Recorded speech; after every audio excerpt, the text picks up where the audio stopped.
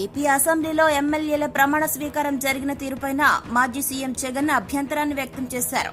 ముఖ్యమంత్రి మంత్రుల తర్వాత తనకు ప్రమాణ స్వీకారం చేసే అవకాశం ఇవ్వడాన్ని ఆయన ఆక్షేపించారు. తమకు విపక్ష హోదా ఇవ్వరాదని ముందే నిర్ణయించుకున్నారా అని ప్రశ్నించారు. ముఖ్యమంత్రి మంత్రుల తర్వాత తనతో ప్రమాణం చేయించడం అసెంబ్లీ నియమావళికి విరుద్ధమని పేర్కొన్నారు. ఈ మేరకు Jagan AP assembly speaker Ayyanna పాత్రుడికి లేఖ రాశారు.